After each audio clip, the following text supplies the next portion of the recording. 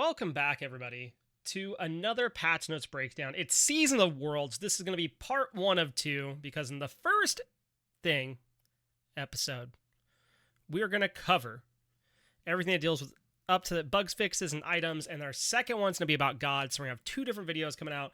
Season of World 10.12 update. This is the last set of major balance we'll get before SWC.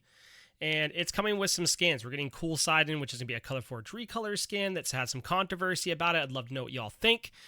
Intergalactic Harvester Thanatos, another colorforged skin. I'm excited to see the colorforged skin making a reemergence.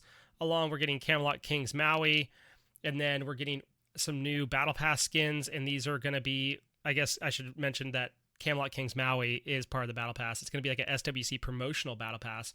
We have Rainbow Warrior E-Shell, then Eldritch Hound Sung Wukong, Gilded Gladiator Bellona, Highlander Raven Zeus, Styx Ferryman Apollo, Jade Dragon Ao Kwong, Atlantis Leviathan Sasano is going to be in the esports chest, along with the Oni Warriors Nemesis and the Camelot King's Poseidon.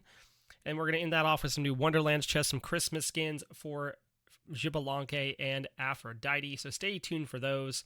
But the Battle Pass, same as normal, nothing really new there. You have a paid track, you have a free track, and then we have our new Colorforged Worlds Collide event, which I'm super excited about. I'm really excited to see more Colorforged skin. I talked about it before. I really wish these would be the recolors that we see in the current Battle Pass chests, or Battle Pass. I think that'd be kind of cool. Bring back a recolor skin, but make it a Colorforged. Could be kind of fun.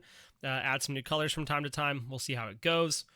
We have some general bug fixes here for Charon, Hell, Thanatos, and Yu Huang, along with some fixes to Spectator that have to deal with Horus, Jormungandr, and Martychoros. So keep an eye out for those. But first and foremost, we're heading over to the Conquest map. We're going to see a shield buff. Decrease protections per level from 1 to 0.5 on the shield buff. Shield buff's been pretty contested, especially by junglers early on in the game over in duo. It's an attractive buff to pick up for supports and for junglers in that first couple rotations. So that's going to get a little bit of a nerf there. And our first item nerf coming through here, buff, is going to be Absolution. You're going to increase the max health from 200 to 250. This item's really good. It's just kind of like niche because the way its application works, where you have to ult to get that CC free passive for your team. You get that CC immunity. Abyssal Stone, we're going to increase the magical prots from 35 to 40. Another one of those niche items that I would like to see more of, so I'm glad to see it buffed here. Amulet of Silence is going to get decreased count from 4 to 3 and decreased internal cooldown from 15 to 12. I don't know if that brings this back to the forefront, but I do think it makes it interesting as a pickup item. An item I do think we'll see more of is Erendite. They added a 7% move speed. They also decreased the passive move speed from 30 to 20%. So there is going to be a little bit of, slowdown there off the ultimate idea, but you're going to be moving a little faster with Erendite. So I think we'll see this picked up. I think this could kind of go hard considering some of the builds with the blades that have been seen. We'll see how this pans out. I think this could be good, though. Brawler's Beat Stick, they're going to increase the power from 40 to 45. Honestly, this has not been the best of anti-heal items. Like, you kind of have to buy it if you're a physical jungler because you want the anti-heal. But, you don't really want to buy Brawler's Beat Stick because it doesn't necessarily feel the best. Giving a little bit of extra power kind of brings it to that forefront. We have Corrupted Bluestone, which I think this is a spicy bit of change here. Increase the duration or damage over time duration from 5 seconds to 4 seconds. Increase the prot increase per stack from 4% to 5%. I think this makes this an interesting offensive pickup.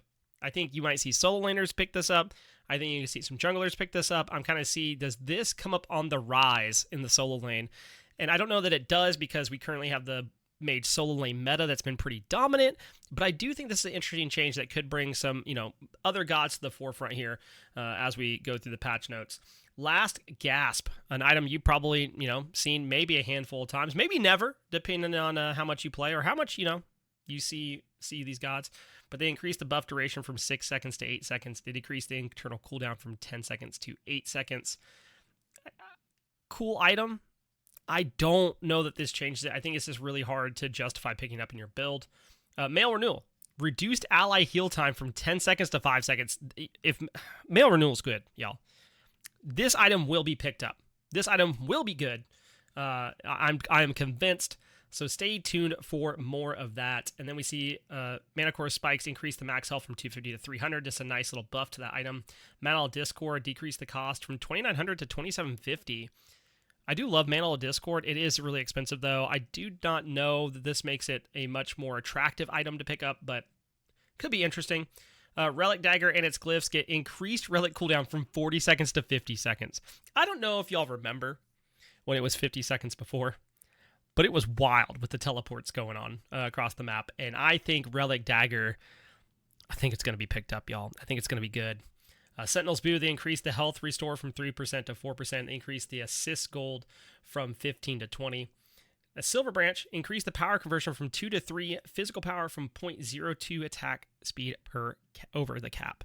Here's the deal. Silver Branch is good. Silver Branch has been good. They just made it better. If you're a stim hunter, Silver Branch feels great. It feels good in multiple builds right now.